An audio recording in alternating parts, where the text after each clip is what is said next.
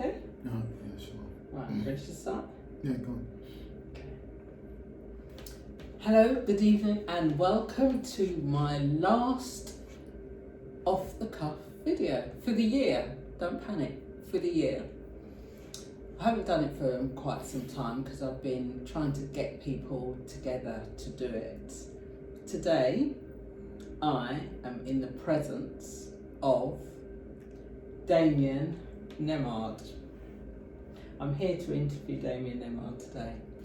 Damien Nemard, he works for the local authority, but the reason why I wanted to do these videos is because we are not defined by our roles in what we do.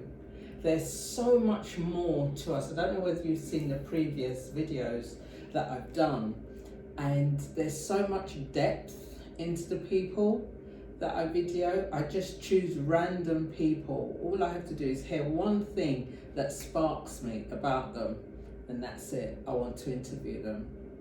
Now, I remember a couple of years ago, I was coming out of the building and I was leaving the building with one of the managers, Kemba, and he was, I think I had just said goodbye to you, and he said, oh, you know, Damien does films, you know? I said, films? What do you mean? He said, he writes and produces, he's a director. What? I said, are you serious? He said, yeah, he's done films. And if you remember, I approached you after I heard that. I was so impressed. And I'd gone to your first film screening. What was the name of the film? Only Wolves. Only Wolves. And I just couldn't believe how somebody I knew had written a script, directed it, got everything together, and it was on screen. So you went from the thought to the words on paper to it actually be. I was so impressed. Thank you.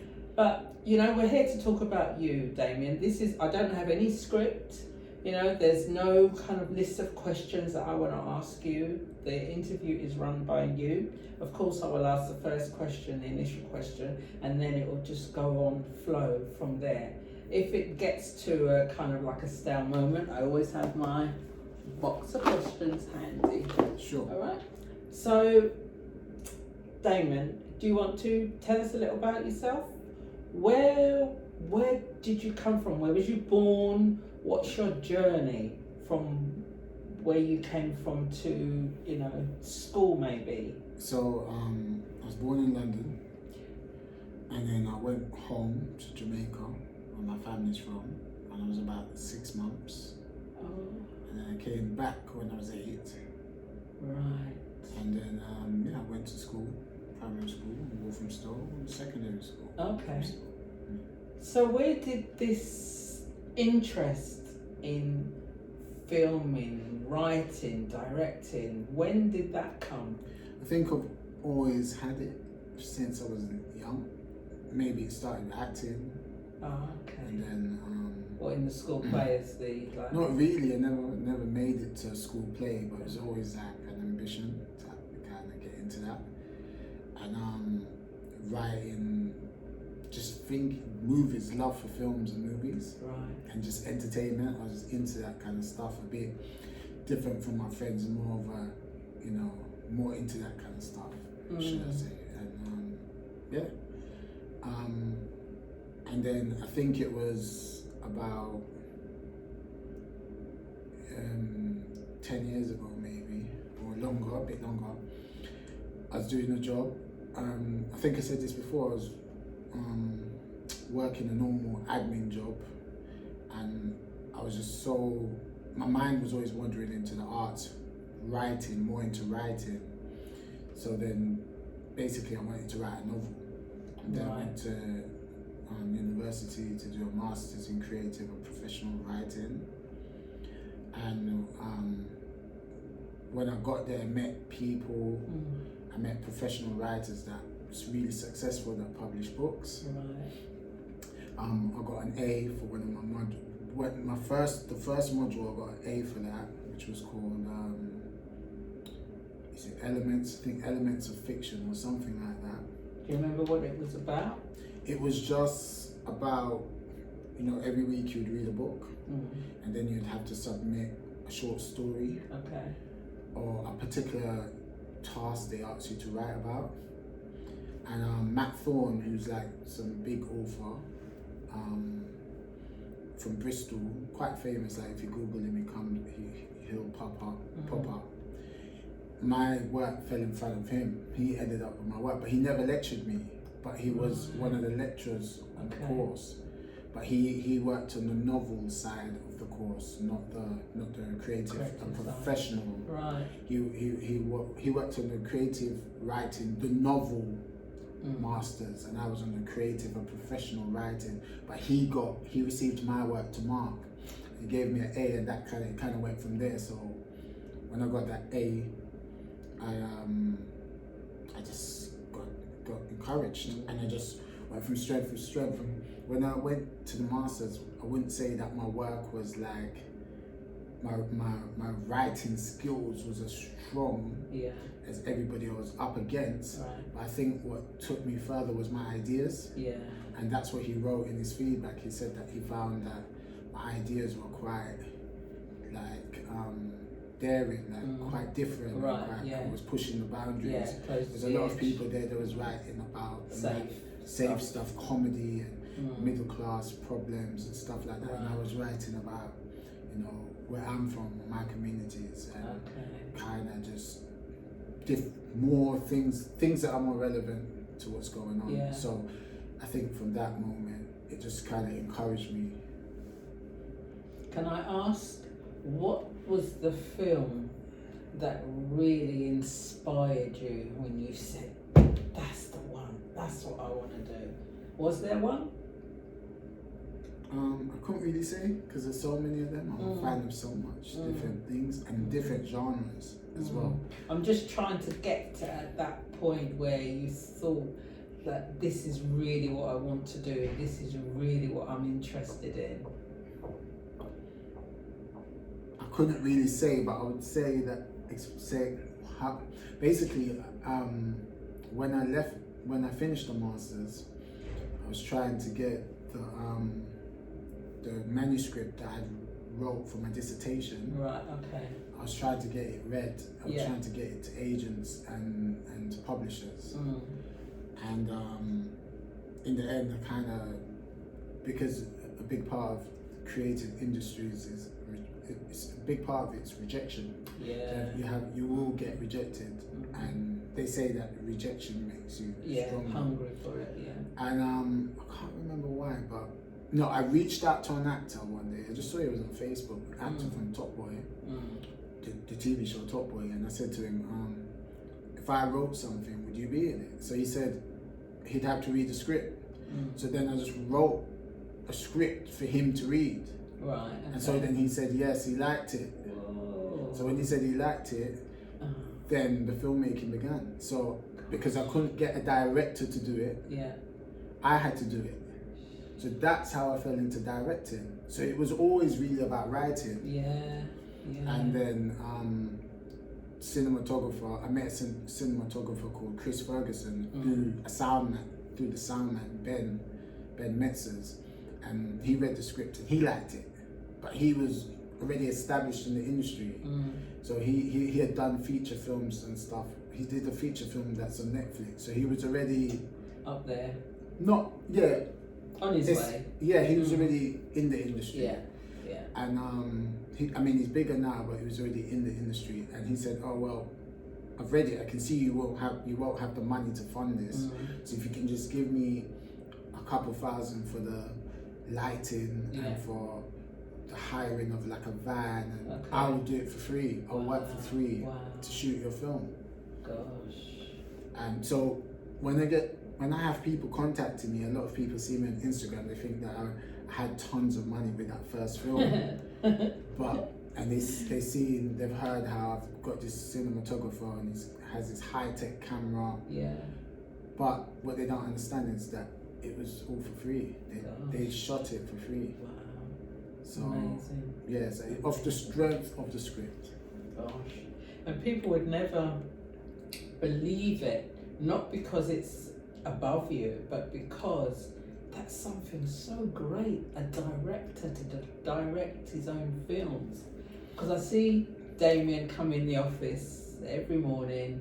He comes in like he's got the world on his shoulders. His jeans, he wears the ripped jeans, he wears the designer, and you would just never, ever, ever in a million years. I'm so impressed. I think it's wonderful. I think it's really great that you're following your passion, and you still do your 9 to 5 job as well as you do.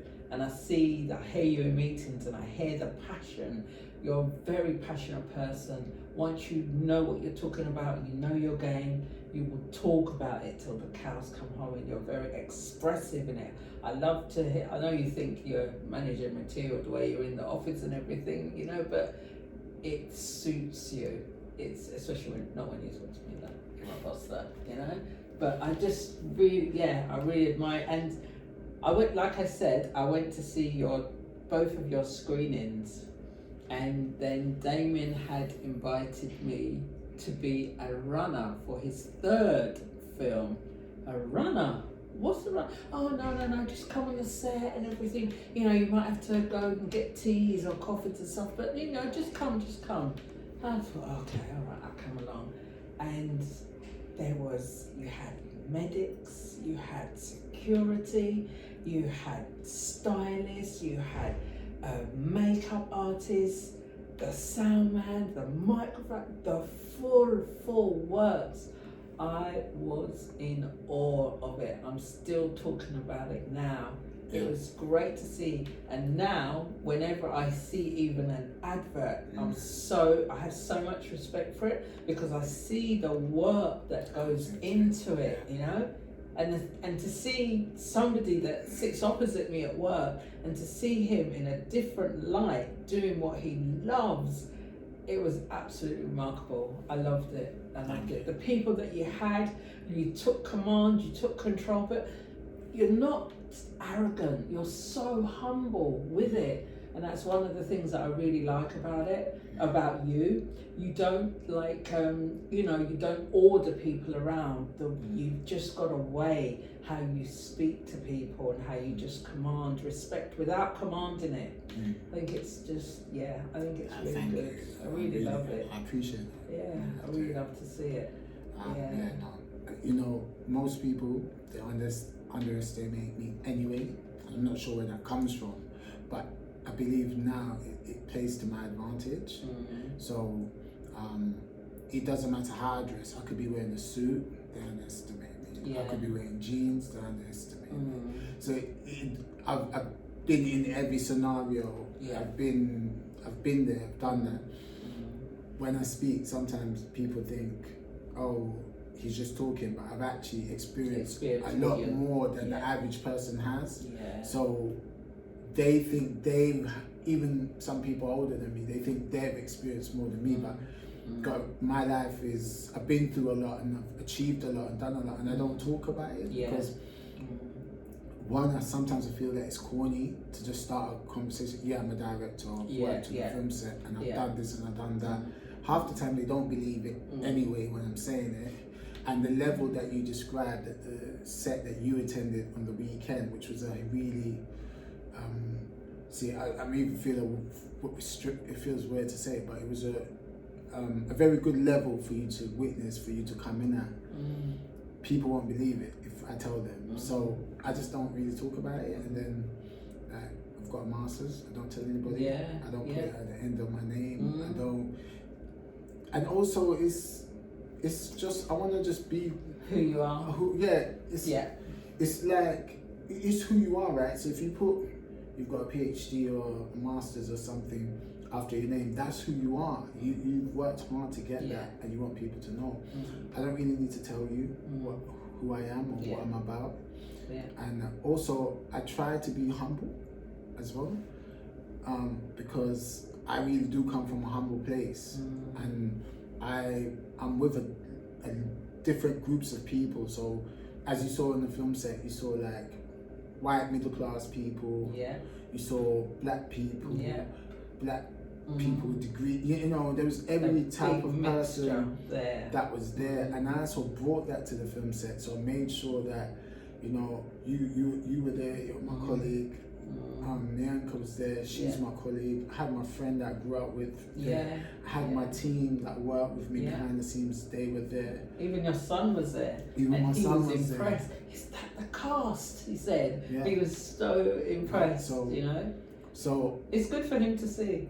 Yeah. So I'm just really a humble person, and even since we got back to work, I haven't really told anybody about it. You've told I've been everybody. telling everybody. Because I don't want people to feel like I think I'm somebody, I'm this and I'm that. Yeah. Because really and truly, most people, they just want to go to work, do their job and go home. And they don't need someone around the office gloating or that. So I don't really talk about it. No. But in saying that, I must say that people at work, they've shown me a lot of support, especially when it comes to the screenings. Good. They turn up, they pay money to turn up. They never... Yeah, you have a brilliant outcome. Yeah, they never like haggle over Question the money. it, If I say £15 a ticket, they'll just pay it. So my work, the people in my office anyway, most of them, they're behind what I do anyway. So I do receive a lot of support. So, but I mix with so many different people. It's really hard to explain the kind of world that I'm from outside of work. I have a lot of different circles and talk to a lot of different people, and I don't exclude any type of circle of people, any type of people. I deal with people across the board, all levels. Yeah, wow. Going back to school, in your secondary school, what was you like as a boy in school?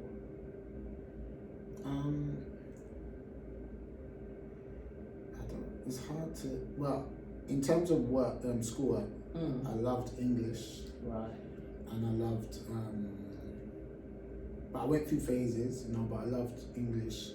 I love comic books, so I got most of my friends into comic books, like X-Men and stuff like that. You know, you call it a geek now, like geeky stuff. Okay, you know? yeah. So, but at the same time, I kind of, the same kind of thing, I fit in with everybody. So, I had friends that were just normal, and I had like the rougher school friends, and I just fit in with everybody, and I was just accepted to, you know, that's how. So I was always someone that's just accepted and never forced not to be me. But at the same time, if I had to be defiant or I had to be strong or I would be. So, but I just, going back to school, I actually liked school. I enjoyed school. I didn't like missing a day of school. I liked school. I'm not saying that I was a boffin or I was the best academic, but I liked English. I like science. I liked school. Yeah. Wow, it's impressive. Yeah, still on a high from it all. You know, just to see the set. And like I said, I have so much respect even for the smallest advert, or the shortest clip of an advert that I see on TV, because I actually see the work that goes behind it, the amount of takes you have to do, the amount how you have to get everything perfect, you know. And I like the way the actual cameraman was saying to you, hold on, wait, before we go to the next one, Damien, are you happy with this? Are you happy with this? Yeah. You come over and you look, he's happy with it, right, we can go. I just absolutely, I loved it. Yeah, I mean, I wished more people saw what you saw, because even the pictures will never really reflect. You have to be there to soak in the atmosphere, the energy, the energy around that set and what we're doing. Everyone, I mean, I receive a lot of texts from actors, costume design, makeup, people saying to me, you know, I'm so happy to work with you, I was happy to be a part of it. Pretty sure they probably never heard of me before then, but the story attracted them to work for free. Some of them worked for free. I'm not quite sure how that worked out, because that was handled by the people that were dealing with the finance, but I know a lot of people did work for free. So I wish more of my colleagues had seen that, but at the same time I feel that if I'd invited most of my colleagues to attend, they probably wouldn't have. It's your weekend, you've got things to do. Early in the morning. 12-hour days. Yeah. And a lot of people They don't like being on set for that. You know, I've always said that I invite people to the film set, and sometimes they say they're going to come, but they don't. But I think some people do understand how much work it takes, and they don't want to do it. That's why I think filmmaking is not something that's for everybody, because you really need the time to commit to it, and there's a lot that happens before set and after set, and you have to be committed to it to want to do it. Yeah, because you have to get all the actors, obviously you have to get the right actors as well, and I appreciate you sending me the actual takes as well and asking me what I thought about the people that you was going to choose and everything, the actors, you know. And even beforehand you had Siobhan with the team doing the exercises. Siobhan David Odin, So Siobhan David Odin, she's someone that I met on a mentor course. We were mentees with Courtier Newland, who's basically one of Britain's best black writers, and that's how we met. And then after, of course, we've just been friends ever since. And normally, anything I need Siobhan to do, she'll help me do it. She's a long-time collaborator and a very good friend. So you met her in this project. She was amazing. Yeah, I saw the rapport that you both had, and even when you was getting a bit angst about things, she was just gliding to the left, gliding to the right. She didn't have an opinion or anything. She just run with whatever you said. I always say that when you see, I'm someone I'm seeing a lot around by myself.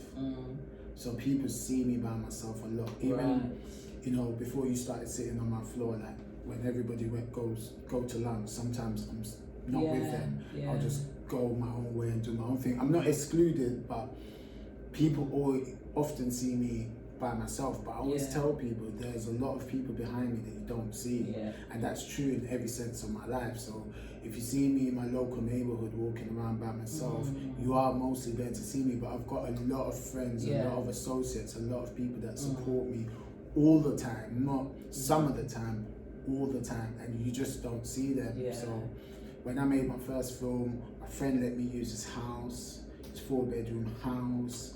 He let me use his car. People turned up and gave me money. Friends from my, friends that I grew up with them from my community, my Leighton community.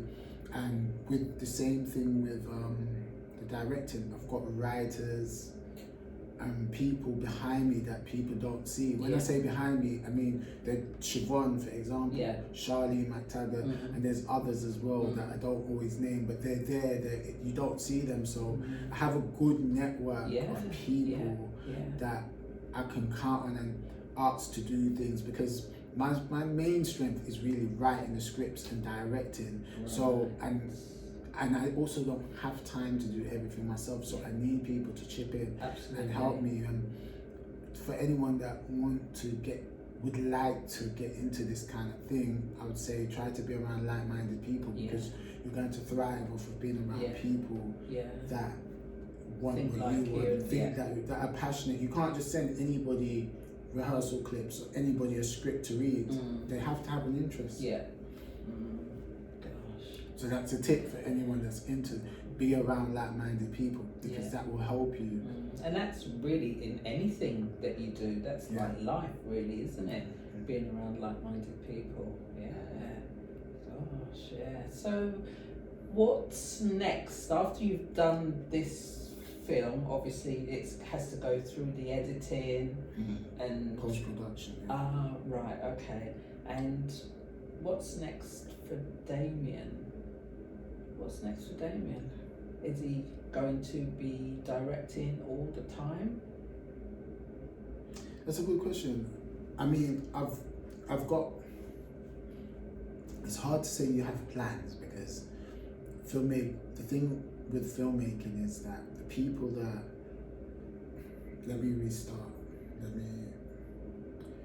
I have some plans and some ideas for what I would like to do. We just have to see how it works out. But in regards to directing, that's what I do, because it started with one film, I fell into it, then I directed a second film that had a really big response, 2 Wrongs. It's on YouTube if anyone would like to watch it. It's called Two Wrongs on Million Youth Media Channel. And now I've directed my third film, which I think is a step up from both films. Yeah. A massive step up in terms of production value and even writing. So I see myself continuing directing and continue to write. What I'd like to do more is write more for other people. Get for other people to take it and go and direct. I would like to do that, and I'd like to shoot a variation of things, you know, not just films, other other content as well. But mainly what I'm going to continue doing is writing and directing, but also building on everything I've already done. I'm going to continue building on it. And one of the things, the comments that you always made is that you want to bring people in. You want people to earn the passion and follow to do what you've done. You want to help your community. You want them to thrive and everything. That was one of the things that always stuck out, that you actually want to help people. You don't want to do it all on your own. You want to bring people in.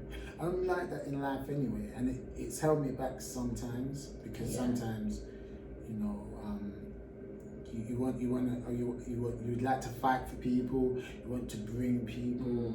You know, I'm also like I'm a union steward, and part of that is about fighting for people and helping people. So that's a part of my character, but you have to be careful at the same time that it's not overkill, because it can get you in trouble if you want to, you know, fight for everyone and be this hero type figure. It might not end like, good for you, and sometimes there's it's a blessing and a curse, because sometimes people you help, they resent you after, or they don't want to help you back, or whatever it may be. But in the industry, yes, of course, I have people, like I said, Siobhan David O'Dean and other people that I've worked with, and I just want everyone that I've worked with to get something out of it.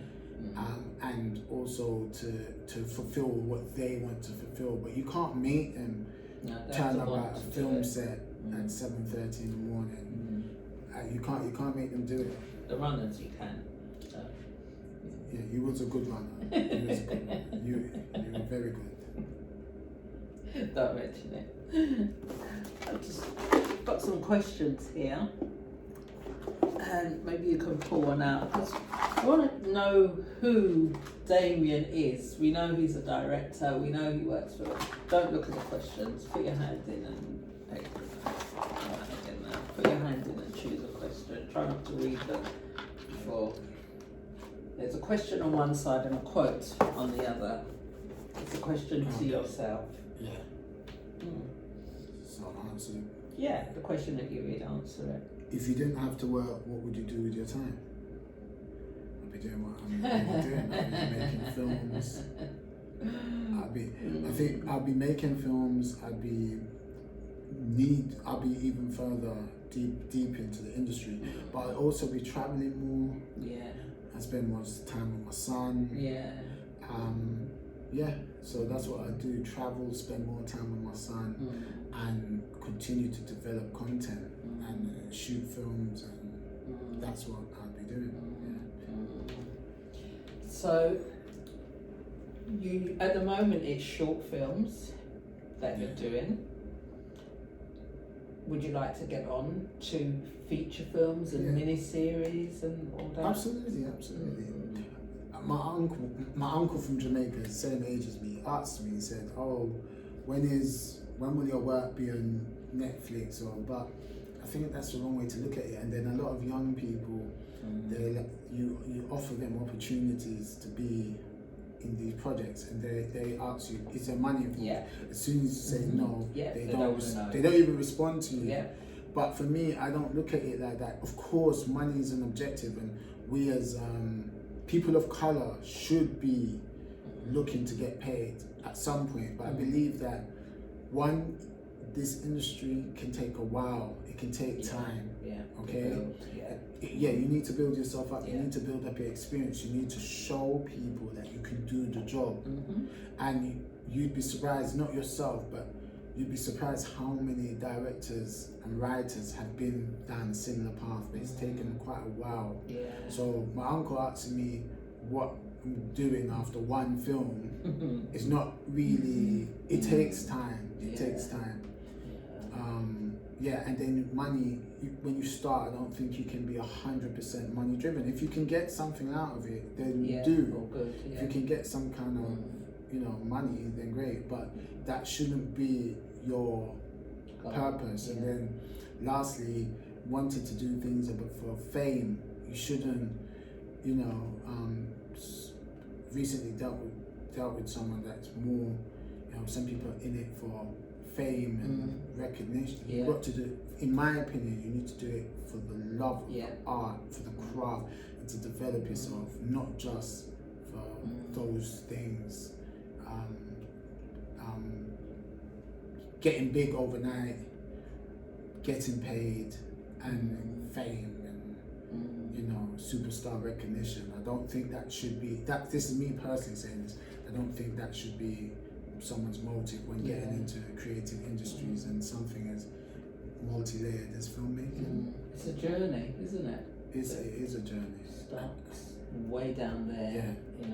But I will say that people that do get involved should try to pick up momentum if they can, because if you take every 2 years to make a short film, it's going to be harder and harder and harder to pick up momentum. You need to get as much content under your belt, but it's not easy. No. So there's no simple answer for that. There's no easy answer for that. So from writing the script to actually getting it on film, how long does that take? Take for instance the one you've just finished now. How it just long? depends. It depends on your resources available to you. An average of short film can take up to a year. Sometimes 6 months. Sometimes it could be done. Film could be completed within 2 to 3 months. Wow, gosh. It depends on a short film, that is. Yeah. It could be anything from a year to 6 months to 2 to 3 months. It depends on your resources. Wow. Did your mum go and see your films? Oh yeah, she's seen both films. Yes. Wow. And she's very proud. She's very proud. Of course she is. It makes me happy. Of course she is. Yeah. And your son, I know that he's very proud. He was just, when he came on set, he was like, "Is that the cast? Is that the cast?" These are like really lovely, memorable, and precious memories that he's remembering. And look, really, you are somebody for him to really inspire and to definitely look up to. Imagine a boy in the East End of London going to school. So what did your dad do? Your dad do? My dad's a director. Can you imagine? And straight away the teachers are like, they will question him. They will question him. Yeah, his friends have questioned him. Gosh, wow, it's great. It's great. What would bring you out of your comfort zone? Because at the moment your films are to do, I don't want to give anything away, but at the moment your films are kind of related, kind of like on the same kind of like, spectrum, so to speak. So what type of film would bring you out of your comfort zone that you'd like to do?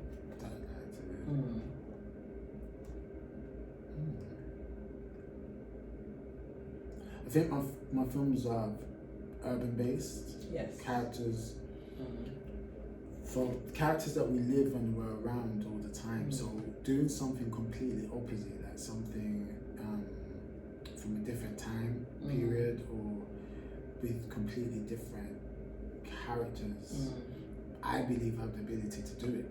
So I could direct a film that's non-related to your what you've lifestyle, seen, to my lifestyle, what type of people I mix with, what type of people I know. But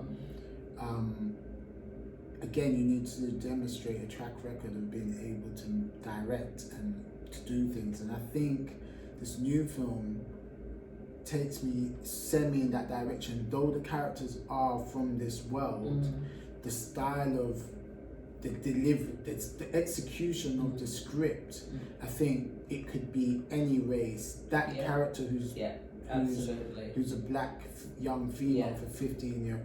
Sorry, what I'm saying is, the character is a 15-year-old, a young schoolgirl. That's the first time I've had a female lead for one of my films. Right. The first time I've had a teenage lead. So, and for me, I think I've pulled it off. So that could be a young white girl, a young Asian girl. Absolutely. And that could be a white girl from Central or West London, a middle class lifestyle. So I believe that this film will show people that I can shoot films where I'm not related to that world. So, British cinema, a lot of it's about, when it is done, it's white middle class worlds that people don't really relate to. Everyday people don't relate to. But they're still quite successful, those films. And I think I could easily direct one of those films. So, but I wouldn't say I'm being pulled out of my comfort zone to do it, because I feel like I said, this new film demonstrates my ability to be diverse and to deliver different type of content. But I mean, I would like to do a not slavery film, a film about our history, black history, and also I'd like to do something more a dystopian type film. And I think a dystopian film would probably pull me out of my comfort zone, because it would give me a lot to think about. Yeah, definitely. Out of all the actors and actresses that you know of, that you've seen their work, who would you really like to have on your set and direct? Wow, that's a big question. You mean famous, established people? Yeah. That's a hard one. I don't think I can answer that. I'd have to think about that deeply. Another question. I'll pick one out this time. Can I have that from back there? I forgot to read the quote. When it rains, look for the rainbows. When it's dark, look for the stars. There you go. The next question. What is your dream car if money were no object? I think it's probably a Lamborghini. Why? Lamborghini. Do I have to say why? No, I just want to know why. Lamborghinis. I don't know what else to say. Lamborghini. The quote on the back says, "Not getting what you want is sometimes a stroke of luck."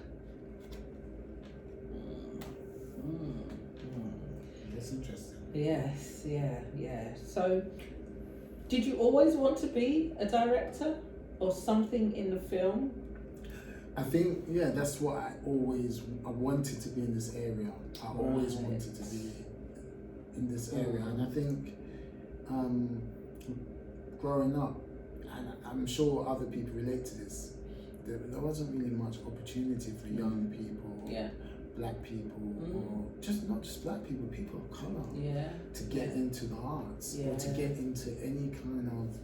I think this last 10, 15 years, I think this generation that's come up, I think they've really used the internet to their advantage and done what they've had to do and become successful. Board, and it's a good thing. It's not a bad thing. It opens more doors. So it's a very good thing. So, sure.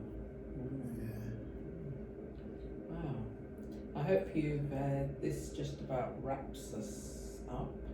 But before that, my friend wrote a book, Joy Ventor. She wrote a book last year, and her title of her book was called The Mother's Love. Love on a Plate, The Mother's Love. And one of the questions she asked is, how did your mother show you love? So the question to you, before I close, how did you receive your mother's love? Ooh, it's a deep question. I think I was at,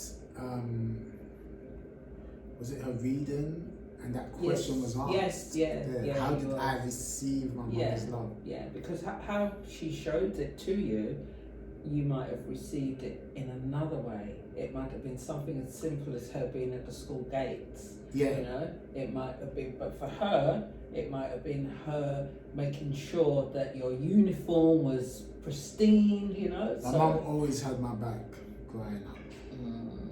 And I learned a lot from my mum. And I think I have siblings, and I think my mum hasn't always received the credit that she deserves for what she did for us. Yeah. My mum always had my back. And I grew up in I don't want to overstate it, but I grew up in a tough time. So to have a strong mother is probably the reason why I'm here today. Yeah. Because my mum, she always had my back. That's just the best way to put it. Yeah. She always had my back. That's nice. You know? So yeah, I owe my mum a lot. Yeah. Yeah. What's the relationship between you and your mum? It's good. She's very proud of this film stuff. She's very proud of it. But in general, it's good. It's good. That's good. That's nice. Mums and sons, dads and daughters. Yeah, it's lovely. Well, I'd like. You didn't ask me any questions about work. Your main job. No, you don't have to. I was just saying. What do you do? Your main job? I know you work for Waltham Forest. So what is it you actually do? I work as an antisocial behaviour lead for housing. Okay. So what does that entail? Basically, I manage the antisocial behaviour service with our officers, tenancy officers that have to deal with ASB. But it's so unrelated. I was trying to make a joke with you just now. Yeah, but you're not being interviewed for that job. Yeah. You already got the job. So Yeah. that's fine. Yeah. But it's been a pleasure. I'm glad I've been able to interview you. Like I said, this is my last interview for the year, and I wanted to make sure I did it in November, the last day of November, because once December gets here, it's busy with my birthday. Did you know it's my birthday in December? It's busy with Christmas and everything. So the last day of November was a good day to interview you. Thank you. Yeah, it's been very. I've enjoyed myself. Yeah, thank you. Yeah, thank you, Damien. I really appreciate it. Nice one.